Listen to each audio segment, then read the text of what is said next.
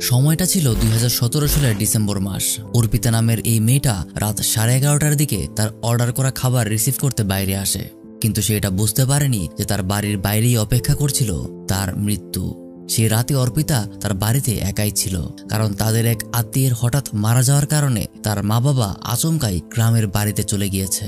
আর ঠিক তারপর থেকেই অর্পিতার উপর কোনো অজানা কিছু অনেকক্ষণ যাবৎ নজর রেখে চলেছে। তার প্রত্যেকটা কাজকর্মের উপর কেউ একজন তীক্ষ্ণ নজরদারি করছে।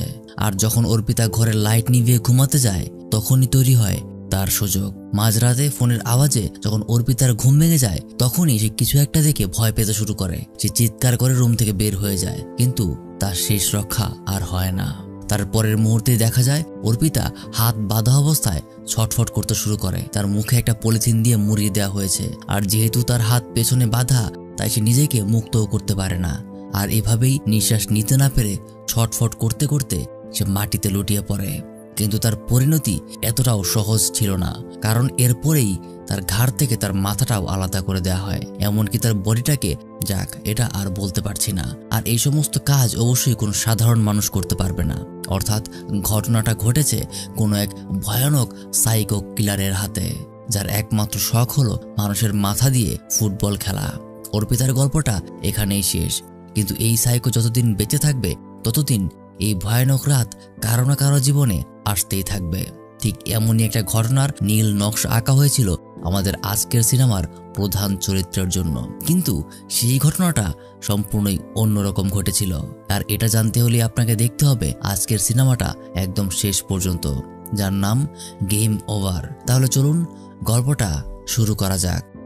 অর্পিতার এই ঘটনার পর 1 বছর পার হয়ে যায়। এই মেয়েটার নাম স্বপ্না। সে আমাদের আজকের সিনেমার প্রধান চরিত্র। বাবা মায়ের সাথে মনোমালিন্যের কারণে তাদের থেকে দূরের শহরে একাই একটা বাড়িতে এসে ভাড়া করে থাকে। স্বপ্নার বাড়িতে সে বাদে আরো একজন থাকে, তার নাম কালামা। সে স্বপ্নার ঘরের সকল কাজ করে আর তার দেখাশোনা করে। তার সাথে স্বপ্নার খুবই ভালো সম্পর্ক। আসলে স্বপ্না একজন গেম ডেভেলপার, তাই যতক্ষণ সে বাড়িতে থাকে ততক্ষণ নিজের কম্পিউটারের সামনেই তার সময়টা কাটে। তবে স্বপ্না তার নিজের সিকিউরিটি নিয়ে বেশ সিরিয়াস। সমস্ত স্থানে সে যতটা পেরেছে সিকিউরিটি দিয়ে রেখেছে, আর এর কারণটা সামনেই জানতে পারবেন, দেখতে থাকুন। স্বপ্নার হাতে একটা বিশেষ ট্যাটু করানো আছে। 1 বছর আগে সে শখের বশে এটা তৈরি করেছিল, কিন্তু আজকে হঠাৎ 1 বছর পর সেটা তার জ্বালা পোড়া হতে শুরু করে। কিন্তু এটা তো হওয়ার কথা ছিল না। যদি এটাকে সে রিসেন্ট টাইমে করিয়ে থাকতো তাহলে হয়তো জ্বালা পোড়া হওয়ারও কথা ছিল, কিন্তু 1 বছর পর গিয়ে এমন ঘটনা ঘটা সত্যিই বেশ অস্বাভাবিক। এই ট্যাটুটাকে একটু ভালো মতো মনে রাখবেন। এটার সাথেই গল্পের শুরুতে দেখানো অর্পিতার ঘটনার একটা কানেকশন আছে। এভাবেই একদিন চলে যায়। স্বপ্না সবসময় তার ঘরে একটা ল্যাম্প অন্তত জ্বালিয়ে রেখে ঘুমায়, আর সেটাই যখন কালামা নিভিয়ে দেয় তখনই স্বপ্নার মাঝে কেমন যেন আতঙ্কের সৃষ্টি হয়। তবে কালামা তখনই জানালা থেকে পর্দা সরিয়ে দিলে বোঝা যায় এতক্ষণে সকাল হয়ে গেছে। আসলে কালামার সাথে স্বপ্নার সম্পর্কটা একদম মা মেয়ের মতো। সকালে নাস্তা শেষ করে স্বপ্না নিজের একটা জিনিস খুঁজতে খুঁজতে তাদের স্টোর রুমের সামনে পৌঁছে যায়, কিন্তু সে যখনই স্টোর রুমের দরজাটা খুলে ভেতরে তাকায় তখনই তার ভেতরটা যেন ভয়ের কারণে একদম চেপে যেতে শুরু করে। সে দ্রুত কালামাকে ডাক দেয় আর সেখানেই দাঁড়িয়ে নিজেকে শান্ত করার চেষ্টা করে। কালামা যখন সেখানে চলে আসে, সে ঘটনাটা বুঝতে পেরে তার হাত ধরে তাকে সাহস যোগায়। সে তার সাথে আছে। স্বপ্নাকে সে ভয় পেতে নিষেধ করে।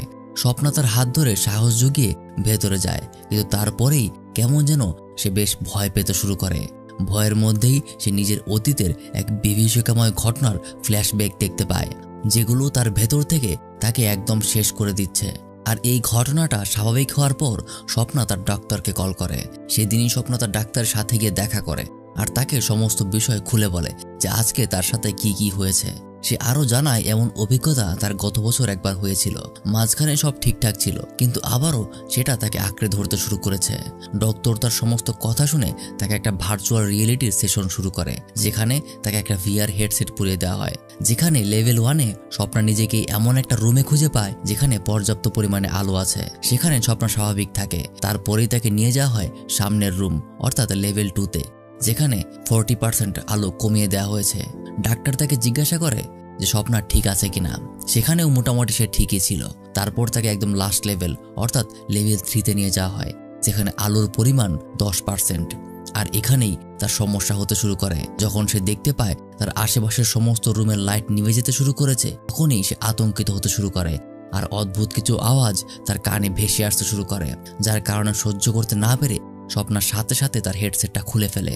তারপর ডাক্তারের কথাবার্তায় জানা যায় যে স্বপ্নার আসলে একটা ফোবিয়া আছে, যার নাম হলো নেক্টোফোবিয়া, অর্থাৎ অন্ধকারের প্রতি ভয়। যারা ফোবিয়া সম্পর্কে জানেন না তাদের জানিয়ে রাখি, যে কোনো মানুষের এক বা একাধিক পার্টিকুলার বিষয়ের প্রতি ভয় থাকতে পারে। যেমন কেউ উচ্চতায় ভয় পায়, কেউ বদ্ধ জায়গা ভয় পায়, কেউ রক্ত দেখলে ভয় পায়। এরকমটাই হলো নেক্টোফোবিয়া। নেক্টোফোবিয়ায় আক্রান্ত মানুষ অন্ধকারের প্রতি ভয় পায়। প্রত্যেকটা মানুষের ক্ষেত্রে এটা কম মাত্রায় থাকবে, সেটা স্বাভাবিক। কিন্তু যাদের এই মাত্রাটা নিয়ন্ত্রণহীন, অর্থাৎ কেউ যদি উচ্চতায় এতটা পরিমাণে ভয় পায় যে ওটাকে সে নিয়ন্ত্রণ করতে পারে না, অথবা বদ্ধ জায়গার প্রতি এতটাই ভয় পায় যে সে কল্পনাও করতে পারে না, তাহলে সেক্ষেত্রে ওটাকেই ফোবিয়া হিসেবে ধরা হবে। আর এখানে স্বপ্নার যে সমস্যাটা সেটা হলো অন্ধকারের প্রতি ভয়, যার সাথে তার অতীতের একটা খারাপ দুর্ঘটনা জড়িত আছে। সেটা গল্পের ধাপে ধাপে আপনারা জানতে পারবেন, দেখতে থাকুন। স্বপ্নাকে ডাক্তার বেশি বেশি মানুষের সাথে থাকার সাজেশন দেয়, আর যদি পারে সেই জন্য নিজের পরিবারকে সময় দেয়। কিন্তু স্বপ্নার কথায় বোঝা যায় তার পরিবারের সাথে তার মনোমালিন্য খুবই সিরিয়াস একটা বিষয় ছিল। তাই স্বপ্না কখনোই তার বাবা মায়ের কাছে ফিরে যাওয়ার কথা চিন্তাও করে না। তারপর আবারও রাত হয়। স্বপ্না যে বাড়িতে থাকে সেখানকার সিকিউরিটি গার্ডরা ঠিকমতো নিজেদের দায়িত্ব পালন করছে, এমনকি সকল সিসিটিভি ক্যামেরাও ঠিক আছে। তবে গত কিছুটা সময় যাবৎ স্বপ্না অদ্ভুত সকল স্বপ্ন দেখে।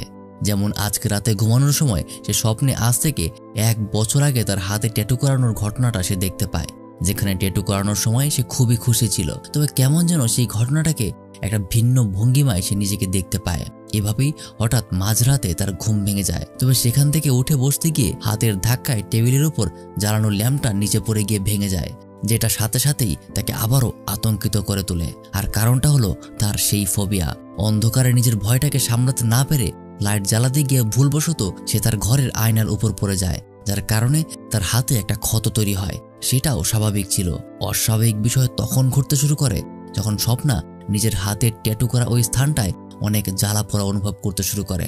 সকালে কালামা বিষয়টা শুনতে পেরে অনেক রাগ হয় আর তাকে ব্যান্ডেজ লাগিয়ে দেয়। ঠিক তখনই টিভিতে একটা নিউজ চলতে শুরু করে, যেখানে আবারও একটা মার্ডার কেস সামনে চলে আসে। সেখানে ঠিক 1 বছর আগে ওর পিতার খুন যেভাবে হয়েছিল, ঠিক একইভাবে আরও একটা মেয়ের মৃত্যুর খবর জানা যায়। বলতে বলতে তখনই আবারও স্বপ্নার হাতের ওই ট্যাটুতে জ্বালা পোড়া করতে শুরু করে, যার কারণে সেদিনই স্বপ্না সেই ট্যাটু হাউসে চলে যায়, যেখানে 1 বছর আগে সে নিজের ট্যাটুটা করিয়েছিল। সেখানে যে মেয়েটা তার হাতে ট্যাটু করেছিল, মেয়েটাও তাকে জানায় এত বছর পর এই সমস্যা হওয়ার কোনো প্রশ্নই আসে না, হয়তোবা তার নিজেরই কোনো শারীরিক ত্রুটি আছে। এই কথাগুলো শুনে যখনই স্বপ্না সেখান থেকে চলেই যাবে, ঠিক তখনই মেয়েটা কি যেন মনে করে তাকে ডাক দেয়। স্বপ্নাকে সে জানায় যে ওই সময়টাতে নাকি তার সাথে দেখা করার অনেক চেষ্টা সে করেছে, যোগাযোগ করারও অনেক চেষ্টা সে করেছে, কিন্তু স্বপ্নার প্রশ্ন কেন, কোনো সমস্যা কি হয়েছিল? ঠিক তখনই মেয়েটা প্রথমে তার কাছে সরি বলে এবং জানায় গত কিছু বছর ধরে নাকি একটা ট্রেন্ড চলছে, যেখানে মানুষজন তার প্রিয় মানুষদের হারানোর পর তাদের শেষ আস্তিয়া দিয়ে একটা বিশেষ রং তৈরি করে, আর সেই রং দিয়ে তাদের হাতে ট্যাটু তৈরি করে। ঠিক এমনই একজন মহিলা তার মৃত মেয়ের শেষ আস্তিয়া দিয়ে নিজের হাতে ট্যাটু করাতে এসেছিল তাদের কাছে, কিন্তু ট্যাটুর রং তৈরির পর ওই মহিলা আর আসেনি, যার কারণে ভুলবশত সেই রং দিয়েই স্বপ্নার হাতে ট্যাটুটা করা হয়েছিল। যেটা শুনতে পেরে স্বপ্না খুব রেগে যায়, কারণ তার শরীরে এখন অন্য কারো শরীরের অংশ মিশে আছে, যেটা তাকে জানানোও হয়নি। মেয়েটা তার কাছে অনেক ক্ষমা চায়, কিন্তু স্বপ্না তাকে অনেকগুলো কথা শুনিয়ে সেখান থেকে চলে আসে। বাড়িতে কালামা তাকে একটা সান্ত্বনা দেয় যে এটা ভুলবশত হয়ে গেছে, তাই মেয়েটাকে যেন সে ক্ষমা করে দেয়। কিন্তু স্বপ্নার একটাই কথা, এই ট্যাটুটা তৈরি করার পর থেকেই তার জীবনের সব খারাপ ঘটনাগুলো একসাথে ঘটতে শুরু করেছে। এই ট্যাটু করার পরেই তার জীবনটা বিভীষিকাময় হয়ে গেছে, যেটা সে কখনো কল্পনাও করতে পারেনি।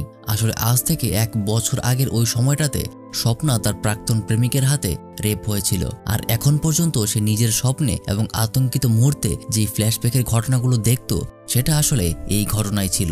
সেই ট্রমা থেকে সে এখনো বের হতে পারেনি। অন্ধকার দেখলে যেরকম সে ভয় পায়, তেমনি সেই ভয় আবারও তাকে এই ঘটনার সাথে যুক্ত করিয়ে দেয়, যার কারণে সে তখন নিজেকে আর সামলাতে পারে না। গত 3টা মাস সে কখনোই একটা রাতও ভালো মতো ঘুমাতে পারেনি। সবসময় তার মাঝে একটা আতঙ্ক কাজ করে, যেটা থেকে সে বের হতে পারছে না। সে কখনোই বন্ধু বান্ধবদের সাথে সময় দিতে পারে না, কারণ একটা মানুষের প্রতি বিশ্বাস আনার ক্ষমতাটাই সে হারিয়ে ফেলেছে। পাশাপাশি ফ্যামিলি প্রবলেম আর এই একাকিত্ব জীবন এতগুলো সহ্য না করতে পেরে সে একসময় একটা খারাপ ডিসিশন নিয়ে ফেলে। কিন্তু সে কাজ করার আগেই তার হাতের ট্যাটুতে আবারও জ্বালাপোড়া করতে শুরু করে, যার কারণে এবারের মতো সে নিজেকে আটকে নেয়। তবে সে সিদ্ধান্ত নেয় তার এই হাতের ট্যাটুকে সে রিমুভ করে ফেলবে। কথা মতো সে পৌঁছে যায় সেই ট্যাটু হাউসে। সমস্ত প্রসেস কমপ্লিট করার পর এবার তার হাতের ট্যাটু রিমুভ করা হবে, কিন্তু তার আগেই তার হাতে এতটা যন্ত্রণা শুরু হয়ে যায়, যার কারণে সে নিজেকে আর ঠিক রাখতে পারে না। যে ট্যাটুটা রিমুভ করবে সেও অনেক অবাক হয়ে যায়, কারণ হাতে যে জেলটা লাগানো হয়েছে সেটার কারণে ওই স্থানের ব্যথা অনুভব হওয়ারই কথা না। কিন্তু যতবারই সে ট্যাটু রিমুভ করার প্রসেসটা শুরু করতে যায়, তখনই হঠাৎ তার হাতে অসহ্য যন্ত্রণা হতে শুরু করে, যার কারণে এই ট্যাটু রিমুভ করার চিন্তা তাকে মাথা থেকে ঝেড়ে ফেলতে হয়। সেখান থেকে সে বের হয়ে একটা ক্যাফেতে গিয়ে বসে, আর ঠিক তখনই সে সামনে দেখতে পায় দুটো ছেলে তার দিকে দেখতে শুরু করেছে।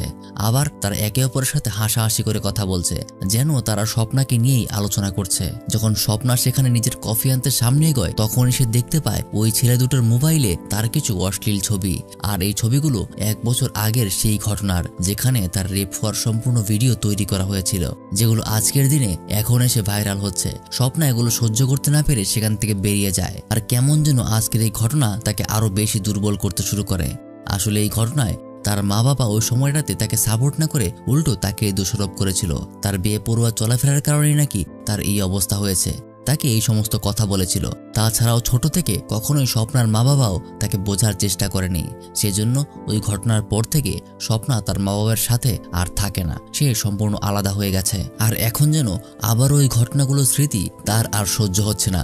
এমনিতেই অনেকটা সময় যাবৎ সে মানসিকভাবে অনেকটা দুর্বল হয়ে আছে, যেখানে ইদানিংকালের ঘটনাগুলো তাকে আরো অনেকটা খারাপ ডিসিশন নিতে বাধ্য করে। দরজা লাগিয়ে সে ওই কাজটাই করতে শুরু করে যেটা তাকে তার মন বলেছে। সে মেনিয়ে নিয়েছে, তার আর কোনো উপায় নেই। ঠিক তখন বাইরে কালামা চিৎকার করে তাকে ডাকতে শুরু করে, কিন্তু যখনই বিদ্যুৎ চলে যাওয়ার কারণে ঘরের লাইট নিভে যায়, ঠিক তখনই এই অন্ধকার যেন তাকে আবারও ভয় দেখাতে শুরু করে, যেন সে নিজের মৃত্যুর থেকেও এই বেশি অন্ধকারটাকে ভয় পায়, যার কারণে সে দরজা খুলতে বাধ্য হয়। ভেতরে আসার পর কালামা বিষয়টা বুঝতে পারে। পরদিন তার ডক্টর তার সাথে দেখা করার জন্য তাকে ডেকেছে। কালামাকে জিজ্ঞাসা করলে সে জানতে পারে উনি নাকি অনলাইনে স্বপ্নার কিছু ছবি পেয়েছে। যে কথাটা শুনতে পেরে সাথে সাথেই স্বপ্না আবারও ওখান থেকে বের হয়ে যায়, আর উল্টাপাল্টা সবকিছু চিন্তা করতে করতে সে বিল্ডিং এর 4 তলার উপরে উঠে পড়ে। ঠিক আবারও আগের মতোই স্বপ্না একটা ভুল ডিসিশন নিয়ে ফেলে, কিন্তু তার ভাগ্য ভালো ছিল, কারণ সাথে সাথেই নিচে একটা প্রাইভেট কার চলে আসে, যার কারণে স্বপ্নার শুধুমাত্র 2 পা ভাঙা ছাড়া আর তেমন কোনো ক্ষতি হয় না। এভাবেই তার দিনকাল যাচ্ছিল। এবার যেন আগের থেকেও তার অবস্থা বেশি খারাপ হয়ে গিয়েছে। আগে অন্তত নিজের মনটাকে ঠিক করার জন্য বাইরে যেতে পারত, কিন্তু এখন নিজের ভাঙা পা নিয়ে তাকে সারাদিন ঘরেই থাকতে হয়। এখানকার পরিচিত প্রত্যেকেই তার সাথে দেখা করতে আসে, কিন্তু স্বপ্নার মা বাবা আসে না, কারণ তারা জানেও না যে তাদের মেয়ে কোথায় থাকে। স্বপ্না কালামাকে শুরু থেকেই একটা কথা বলে রেখেছে, যদি তার মা বাবা কখনো কল করে তাহলে যেন সে রিসিভ করে, যদি কেমন আছে জিজ্ঞাসা করে তাহলে ভালো আছে বলার বাইরে আর যেন কোনো কিছু সে না জানায়। এই জন্যই এখন পর্যন্ত তার মা বাবাও তাকে খুঁজে পায়নি। একদিন হঠাৎ তার সাথে এক মহিলা দেখা করতে আসে। তিনি নাকি তার সম্পর্কে সবকিছুই জানেন, আর সবকিছু জেনেই তার সাথে দেখা করতে এসেছে। তার প্রথম কথাটাই হলো স্বপ্নার হাতে যে ট্যাটু করা আছে এটা শুধুমাত্র একটা ট্যাটু নয়, সেটা তার মৃত মেয়ের অংশ। যেটা শুনে স্বপ্ন অবাক হয়। আসলে গল্পের শুরুতে আমরা অর্পিতা নামের যে মেয়েটার ওই সাইকো কিলারের হাতে শেষ হতে দেখলাম, তিনিই হলেন সেই অর্পিতার মা। তার মেয়ের মারা যাওয়ার পর সে শুধুমাত্র সেই আস্তিয়াটুকুই পেয়েছিল, আর সেটাকে সে নিজের একটা অংশ করতে গিয়েছিল সেই মেমোরিয়াল ট্যাটু তৈরি করতে, যেখানে সেই ট্যাটুর রঙের সাথে মিশে থাকবে তার মেয়ের আস্তিয়া। কিন্তু দুর্ঘটনাবশত সেই ট্যাটু স্বপ্নার হাতে করে দেওয়া হয়। তখন তার পরদিন অর্পিতার মা ট্যাটু করাতে আসলেও তার মেয়ের শেষ অংশ দিয়ে তৈরি সেই রং আর সে পায়নি, কারণ ভুলবশত এটা স্বপ্নার ক্ষেত্রেই ব্যবহার করা হয়ে গিয়েছিল। তাই ওই সময়টাতে তারা স্বপ্নাকে অনেক খোঁজার চেষ্টা করেছে, কিন্তু পায়নি। তবে গত সময়টাতে যখন স্বপ্না আবারও সেই ট্যাটু হাউসে গিয়েছিল, সেখানে ওই মেয়েটা তাকে সত্য বলার পাশাপাশি ঘটনাটা অর্পিতার মাকেও জানিয়েছে। আর সেখান থেকেই পরবর্তীতে কালামার সাথে যোগাযোগ করে সে স্বপ্নার বর্তমান অবস্থা জানতে পেরেছে। আসলে তার মেয়ের ব্লাড ক্যান্সার ছিল, সেই নিয়ে তিনবার অর্পিতা মরতে মরতে বেঁচে গিয়েছিল। অর্পিতা নিজেও হাসপাতালে থাকা অবস্থায় বাকিদের সবসময় সাহস জোগাতো। সে ছিল এমন এক মানুষ যে সকল প্রতিকূলতার মাঝেও বেঁচে থাকতে চাইতো। আর এদিকে স্বপ্না কেন নিজের জীবনটাকে তুচ্ছ মনে করছে সেটাই তার কাছে তার প্রশ্ন। সে স্বপ্নাকেও নিজের মেয়ের মতো করে আদর করে নেয় আর তাকে অর্পিতার একটা ছবি দিয়ে সেখান থেকে চলে যায়। স্বপ্না ছবিটার খামটা খুলে পেছনে একটা লেখা দেখতে পায়। সেখানে লেখা, একটা মানুষ তার বেঁচে থাকতে দুইটা জীবন পায়, একটা পায় জন্মের সাথে সাথে, আরেকটা পায় তখন যখন সে উপলব্ধি করতে পারে যে তার জীবনের মূল্য কতটুকু। আর এই বিষয়টা যেন স্বপ্নাকে বাঁচার একটা আশা দিয়ে গেল। তারপর থেকে স্বপ্না ধীরে ধীরে সকল বিষয়গুলোর সাথে ফ্রি হতে শুরু করে। তার মধ্যকার যে ট্রমা তাকে দিন দিন একঘেয়েমি করে ফেলেছিল সেটাও সে কাটিয়ে উঠতে শুরু করে। সে কালামাকে তার বাবার সাথে যোগাযোগ করতে বলে, কাল নাকি সে বাড়ি ফিরে যাবে। এটা শুনে কালামা নিজেও খুব খুশি হয়। তবে এখান থেকেই শুরু হয় আসল বিপত্তি। সেই সাইকো কিলারের কথা মনে আছে? তার নজর পড়েছে স্বপ্নার উপর। তার প্রতি সে অনেকটা সময় যাবৎ নজরদারি করছে।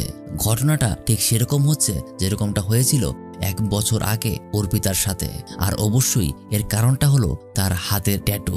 কালামা স্বপ্নার ঘরের লাইট নিভিয়ে দেয় এবং সে দেখতে পায় স্বপ্নার তেমন অসুবিধা হচ্ছে না, অর্থাৎ সে ঘুরে দাঁড়াতে শুরু করেছে। কিন্তু এই ভেবে এখান থেকে চলে যাওয়ার পরেই মাঝরাতে যখন তার ঘুম ভেঙে যায় তখন ঘরের অন্ধকার দেখে আবারও সে ভয় পেতে শুরু করে। কোনো রকমে ঘরের লাইট বাড়ানোর পর সাথে সাথেই তাদের দরজায় কেউ একজন নক করতে শুরু করে। বাইরে সিকিউরিটিদের সবাই তখনও ঠিকঠাক ছিল, কিন্তু কালামা যখন দরজার সিসিটিভিতে তাকায় তখন ওখানে কাউকেই খুঁজে পায় না। তাই সে জানালা দিয়ে বাইরে তাকায় আর তখনই ঝোপের মধ্যে সে কিছু একটা নড়াচড়া লক্ষ্য করে। বিষয়টা তার সন্দেহ হয় ঠিকই, কিন্তু বাইরে টিফিনের বাটি থেকে সে মনে করে হয়তো তাদের দারোয়ান খাবার শেষ করে বাটি ফিরিয়ে দিয়ে চলে গেছে। আর সে দরজা খুলে বাটি আনতে বের হয়। ঠিক তখনই তার উপর হয়ে যায় এক ভয়ানক হামলা। গল্পের এই পর্যন্ত এখনো সাইকো কিলারকে সরাসরি দেখানো হয়নি, শুধুমাত্র এই কিলারের হাতে থাকা ক্যামেরা দিয়েই তার উপস্থিতি বোঝানো হয়েছে। এই ঘটনায় স্বপ্না অদ্ভুত আওয়াজ শুনতে পেরে ওখান থেকে কোনো রকমে নিজের হুইল চেয়ারে করে নিজের ড্রয়িং রুমে চলে আসে। কিন্তু ওখানে শত ডাকাডাকির পরেও কালামাকে সে আর কোথাও খুঁজে পায় না। তার উপর আবার মেইন দরজা খোলা, বিষয়টা তাকে ভাবিয়ে তোলে। সে দ্রুত দরজা বন্ধ করে দারোয়ান এবং সিকিউরিটিকে ডাকতে শুরু করে, কিন্তু কারোর সারা শব্দ নেই। এভাবে এদিক ওদিক খোঁজাখুঁজির পর হঠাৎ জানালা দিয়ে সে বাইরে তাকিয়ে দেখে সেখানে বাইরে দোলনার মধ্যে কে যেন বসে দোল খাচ্ছে। কিন্তু যখনই সে অপর পাশের জানালা দিয়ে তাকায় তখনই দেখা যায় ওখানে কালামা বসে আছে, কিন্তু শরীরের সবকিছু ঠিক থাকলেও তার ঘাড় থেকে মাথাটা আলাদা করে দেয়া হয়েছে। এটা দেখে স্বপ্না প্রচন্ড ভয় পেয়ে যায়। ভেতরে গিয়ে সে যখনই ইমার্জেন্সি নাম্বারে কল করতে যাবে তখনই তার পুরো ঘরের বিদ্যুৎ চলে যায়। অবশ্যই এটাও সাইকো কিলারের কাজ। তার অন্ধকার হয়ে যাওয়ার কারণে স্বপ্না নিজের ভয়টাকে আর কন্ট্রোল করতে পারে না। এর কারণে সে ইমার্জেন্সি নাম্বারেও কল করতে ব্যর্থ হয়। সেখান থেকে সে পালিয়ে যাওয়ার চেষ্টা করে, কিন্তু হুইল চেয়ারে বসে কত দূরেই বা সে আর পালাবে, যার কারণে সামনের ড্রয়িং রুমে সে মেঝেতে পড়ে যায়। তবে এখন এই অন্ধকারটাকে স্বপ্না বেশ ভালো মতোই সহ্য করতে পারছে। আর এই বলতে বলতেই দেখা যায় অবাক করার মতো একটা কাণ্ড ঘটে যায়। তার হাতে যেখানে একটা ট্যাটু ছিল সেখানে এখন 3টা ট্যাটু হয়ে গেছে। কিন্তু এটা তো সম্ভব না। এই ভাবতে ভাবতে যখন সে সামনে তাকায় তখনই সে ওই সাইকো কিলারকে দেখতে পায়। তার সম্পূর্ণ শরীর ঢাকা, এমনকি মুখটাও একটা বিশেষ মাস্ক দিয়ে ঢেকে ফেলা হয়েছে। অর্থাৎ এক কথায় তার শরীরের কোনো অংশই খোলা নয়। তার একটাই শখ, যেটা হলো ভিকটিমের মৃত্যু যন্ত্রণাকে নিজের ক্যামেরায় রেকর্ড করা, আর সে ওটাই করছিল। স্বপ্না সেখান থেকে হামাগুড়ি দিয়ে পালিয়ে যাওয়ার চেষ্টা করছে, কিন্তু লাভ নেই। ঠিক তারপরেই সাইকো তাকে আটকে ফেলে। স্বপ্না চিৎকার করে দারোয়ানের চাচাকে ডাকতে শুরু করে, কিন্তু কাউকেই সে খুঁজে পায় না। এভাবে একসময় ওই কিলার তার চুল ধরে নিজের হাতিয়ারটাকে তার গলার উপর ধরে বসে, আর এভাবেই একসময় 2 কোপে তার ঘাড় থেকে মাথাটাকে আলাদা করে ফেলে। তারপর তার বডিটাকে সে অর্পিতার মতো করেই জ্বালিয়ে দেয়। স্বপ্নার গল্প এখানেই শেষ। কি ভাবছেন সিনেমা এখানেই শেষ? না, এখানেই শেষ নয়, কারণ এই সম্পূর্ণ ঘটনা ছিল স্বপ্নার একটা দুঃস্বপ্ন। তবে ঘুম থেকে উঠেই যখন সে নিজের হাত চেক করে তখন সেখানে মাত্র 2টা ট্যাটু করা আছে, যেখানে স্বপ্নার মধ্যে তার হাতে ছিল 3টা ট্যাটু। সে তড়িঘড়ি করে কালামাকে ডাকতে শুরু করে, কারণ সে স্বপ্নে তার মৃত্যু দেখেছে। আর ঠিক একই রকম ভাবে আবারও দরজায় কেউ নক করতে শুরু করে। স্বপ্না সেখান থেকেই কালামাকে দরজা খুলতে নিষেধ করে, কিন্তু কালামা বিষয়টাকে তেমন গুরুত্ব দেয় না। বলে তার দারোয়ান চাচা নাকি খাবারের বাটি দিয়ে গেছে। এই বলে দরজা খুলে সে বাইরে বের হয়। আর স্বপ্না যখন বুঝতে পারে যে কালামা তার কথা শুনেনি, তখন ওখানে থাকা একটা কাচের বোতল সে ছুঁড়ে মারে, যার কারণে কালামা দ্রুতই আবার সেখানে ফিরে আসে। কিন্তু ঘটনা যেহেতু কিছুটা পরিবর্তন হয়ে গেছে, বোধহয় অন্য কিছু তাদের জন্য অপেক্ষা করছে। ঠিক যেমনটা তারা চিন্তা করেছিল তেমনটাই হয়। জানালা দিয়ে বাইরে তাকালেই তারা দেখতে পায় তাদের দারোয়ানকে কেউ একজন মেরে ফেলেছে। দুজনেই খুব ভয় পেয়ে যায়। দ্রুতই স্বপ্না হেল্পলাইনে ফোন করে আর তাদের বাড়ির এক্সাক্ট ঠিকানাটা দিয়ে বলে দ্রুত এখানে পুলিশ পাঠাতে, এবং নিজেরা রুমের সবকিছু বন্ধ করে ওখানেই পুলিশ আসার অপেক্ষা করতে থাকে। ঠিক তখনই আবারও বিদ্যুৎ চলে যায়। স্বপ্না রীতিমতো এত ভয় পেতে শুরু করে, কিন্তু কালামা তাকে বোঝায় এখন ভয় পেলে চলবে না, যার কারণে স্বপ্ন এবার নিজের ভয়ের উপর নিয়ন্ত্রণ নিতে শিখতে শুরু করে। কারণ এখন তাদের জীবন মরণের প্রশ্ন। এখন অন্ধকারের প্রতি ভয় তাকে তেমন সমস্যায় ফেলতে পারছে না। তাদের দরজার ঠিক বাইরেই রয়েছে সেই সিরিয়াল কিলার। হঠাৎই তাদের ঘরের ভেতর কোথা থেকে যেন আগুনের শিখা পড়ে আগুন ধরে যায়, যার কারণে তাদের বাধ্য হয়েই সেই ঘর থেকে বের হতে হয়। কারণ ঘরে থাকলেও তারা এমনিতেই মারা যাবে। আর এই ঘর থেকে বের হতেই তারা সেই সিরিয়াল কিলারকে দেখতে পায়। আর তখনই বাইরে পুলিশ চলে আসে, যার কারণে দুজন দরজার দিকে ছুটে যেতে শুরু করে। কিন্তু তখনই ওই কিলার কালামাকে পেছন থেকে চাকু মেরে দেয় আর স্বপ্নাকেও সে আটকে ফেলে, যার কারণে বাইরে থেকে তারা হাজারবার নক করলেও স্বপ্না দরজা খুলতে পারে না। তাছাড়াও স্বপ্না শুরু থেকেই নিজের সিকিউরিটির প্রতি অনেক সিরিয়াস ছিল, তাই বাইরে থেকে কেউ দরজা ভেঙে ভেতরে প্রবেশ করতে পারছিল না। আর এদিকে ভেতরে সেই কিলার স্বপ্নাকে মারতেই যাবে, তখনই স্বপ্না জানালার পর্দা সরিয়ে দেয়, যার কারণে বাইরে থেকে সেই অফিসার ভেতরে কিলারকে দেখে তার দিকে ফায়ার করে। আর এই সাইকো কিলারের গল্প এখানেই শেষ। তারপর স্বপ্না দরজা খুলে ভেতরে তারা আসার পর স্বপ্নাকে নিয়ে তারা বাইরে চলে যায় আর এখনকার বিষয়টাকে ইনফর্ম করতে শুরু করে। কিন্তু তখনই তাদের সিনিয়র অফিসার যখন ঘরের ভিতরে আবারও প্রবেশ করে, তখন সেখানে ওই সিরিয়াল কিলারটাকে আর দেখা যায় না। কিন্তু তার স্পষ্ট মনে আছে যে এই কিলারের এখানেই থাকার কথা। বিষয়টা বুঝতে পেরে সে দ্রুত তার জুনিয়র অফিসারকে বলে দেয় যেন সে স্বপ্নাকে নিয়ে থানায় চলে যায়। সে তার কথা মতো তাই করে। তারা দুজন বেরিয়ে পড়ে থানার দিকে। কিন্তু কিছুটা পথ পরেই স্বপ্না লুকিং গ্লাসে দেখতে পায় সেই কিলার হুইল চেয়ারে করে তাদের দিকেই নজর রাখছে।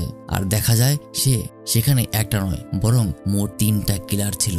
যে সিনিয়র অফিসার ওখানে রয়ে গিয়েছিল তার মৃত্যুটা এই কিলারের হাতে ইতিমধ্যেই হয়ে গিয়েছে। প্রথমজন আবারও নিজের রেকর্ডার অন করে ভিডিও রেকর্ড করতে শুরু করে। ঠিক তখনই স্বপ্না বুঝতে পারে তাদের গাড়িতে তারা কোনো বিস্ফোরক লাগিয়ে দিয়েছিল। আর বলতে বলতেই তাদের গাড়িটা ওখানেই ব্লাস্ট করে। আর সাথে সাথেই স্বপ্না মৃত্যুর সময়টাতে সেই ঘটনাগুলো দেখতে পায় যে ঘটনায় এ যাবৎকালে তার সাথে ঘটেছে।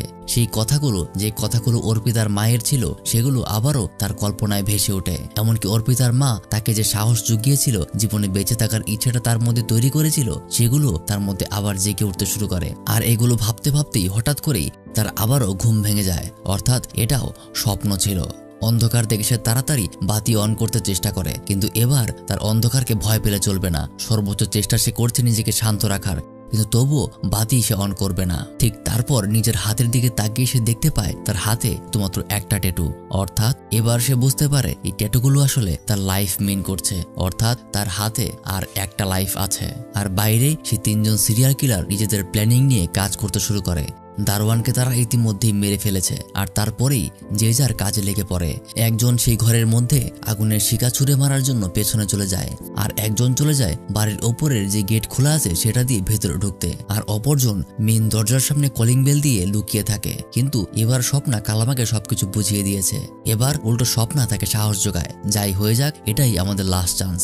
ইমার্জেন্সি নাম্বারে সে কল দিয়েছে, তাদেরকে সবকিছু জানানো হয়ে গেছে। এবার হয়তোবা তারা বাঁচবে, নয়তোবা তাদের গল্প এখানেই শেষ। বিষয়গুলো কালামা তেমন বুঝতে পারে না, তবে তার কথা মতো যখন সে উপরের ফ্লোরে যায় তখন সে দেখতে পায় সত্যি সত্যি এখানে কিছু অদ্ভুত লোক তাদের বাড়ির আশেপাশে ঘোরাঘুরি করছে, যার কারণে স্বপ্নার কথা সে বিশ্বাস করে। কালামা একজনের উপর জেনারেটরের জন্য রাখা পেট্রোল ছুঁড়ে মারে, আর স্বপ্না জানালা দিয়ে ছুঁড়ে মারে একটা মোমবাতির আগুন, যার কারণে প্রথম কিলার ওখানেই শেষ হয়ে যায়। তারপর যেখানে ওই কিলার সময় মতো বৈদ্যুতিক কানেকশন অফ করে দিত, সেখানে এবার স্বপ্না নিজেই নিজের বাড়ির সকল বৈদ্যুতিক কানেকশন অফ করে দেয়। তাদেরকে এবার বিভ্রান্ত করতে হবে। সাথে সাথেই সেখানে পুলিশ চলে আসে। কিন্তু কালামা যখন দরজা লাগিয়ে ভেতরে আসে তখনই তার সামনে অপর একটা কিলার। সে কালামার উপর আক্রমণ করে, সিঁড়ি থেকে তাকে ফেলে দিয়ে কালামার পা ভেঙে দেয়, আর তারপরে সে স্বপ্নার ঘাড়ে অস্ত্র ধরে বসে। কিন্তু তখনই কালামা তার হাতে থাকা একটা ছোট চাকু দিয়ে কিলারের পায়ে আঘাত করে, যার কারণে কিলার কিছুটা ডিস্ট্রাক্ট হয়ে যায়। আর স্বপ্না তার হুইল চেয়ারের একটা অংশ দিয়ে তার মাথায় আঘাত করে, কিন্তু এতে লাভ হয় না, কারণ দ্বিতীয়বারে সেই স্বপ্নাকে আটকে নেয়। কালামা অনেক চেষ্টা করে নিজের হাতে সেই কিলারটার অস্ত্র নেওয়ার, তবে তার আগেই স্বপ্না সেই কিলারের মাথায় আরো দুটো আঘাত করে তাকে অজ্ঞান করে ফেলে। তবে এখনো একটা কিলার বেঁচে আছে। সে সমস্ত ভিডিও রেকর্ডিং করতে করতে সামনে এগিয়ে আসে। কালামা স্বপ্নাকে ভেতরের একটা রুমে পাঠিয়ে দেয়, কিন্তু তার আগেই সেই কিলার তাদেরকে ধরে ফেলে। এবার স্বপ্না এভাবেই হামাগুড়ি দিতে দিতে ইচ্ছা করে নিজের উপর নিজের ঘরের আয়নাটা ফেলে দেয়। এক টুকরো কাজ নিয়ে সে অপেক্ষা করতে শুরু করে কখন সেই কিলারটা এটাকে ওঠানোর জন্য তার কাছাকাছি আসবে, আর তখনই সে নিজের হাতের ভাঙা কাজটা দিয়ে তার উপর হামলা করবে। কিন্তু হয় কিছুটা অন্যরকম। এই কিলার নিজের হাতের ব্যবহার না করে বরং পা দিয়ে সেটাকে উপরে তোলে, যার কারণে স্বপ্না কিছুই করতে পারে না। এবার যেন মৃত্যু তার একদম নিশ্চিত হয়ে আছে। সেই কিলার তার গলায় সেই অস্ত্রটা ধরে রেখেছে, আর স্বপ্না যেন একদম হাল ছেড়েই দেবে। ঠিক তখনই স্বপ্নার হাতের ওই ট্যাটু করা জায়গাটায় জ্বালা পোড়া হতে শুরু করে, যার ফলে তার মনে পড়ে যায় অর্পিতার কথা। সেই জেদ এবং অর্পিতার মৃত্যুর সঠিক বিচারের জন্য তখনই স্বপ্নার ভেতরে এক হিংস্র ভাব জেগে ওঠে। সে নিজের হাতে থাকা ওই কাচের টুকরোটা সেই কিলারের একদম গলায় ঢুকিয়ে দেয়, যার কারণে সাথে সাথে সেই কিলার নিজের শরীরের উপর নিয়ন্ত্রণ হারিয়ে পেছনে চলে যেতে শুরু করে। এভাবে সেই মুহূর্তের সাথে সাথে সেই সাইকো কিলারের মৃত্যু হয়। অর্থাৎ এখানে সেই তিনটে কিলারেরই মৃত্যু হয়ে গেল। স্বপ্না এর দ্বারা নিজের জীবনকেও ফিরে পেল। অর্পিতাকেও তার মৃত্যুর পরবর্তী আসল উপহারটা সে দিয়ে গেল। তবে অবশ্য হয়তোবা আপনার মনে এই প্রশ্ন জেগেছে যে কিলারগুলো আসলে কে, কেন তারা এভাবে মেয়েদের এই জঘন্যভাবে মেরে ফেলতো, কেনই বা অর্পিতার পরে এতগুলো মেয়ের হত্যার পর তারা স্বপ্নাকে বেছে নিয়েছিল।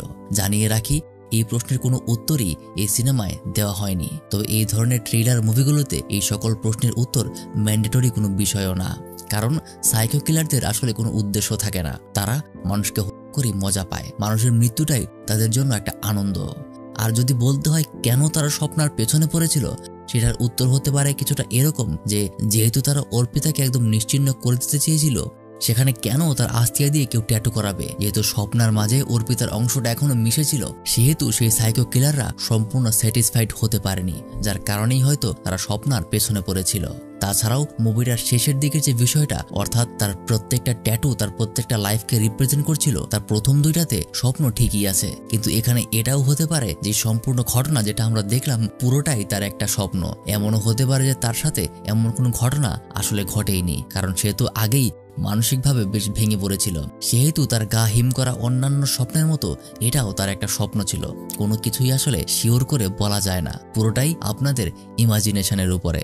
কমেন্টে আপনাদের মতামত জানাতে পারেন। এতক্ষণ আপনাদের সাথে ছিলাম আমি মারুফ। দেখা হবে নতুন আরেকটা গল্প নিয়ে। আর ততক্ষণ পর্যন্ত ডান পাশের এই ভিডিওটা দেখতে পারেন।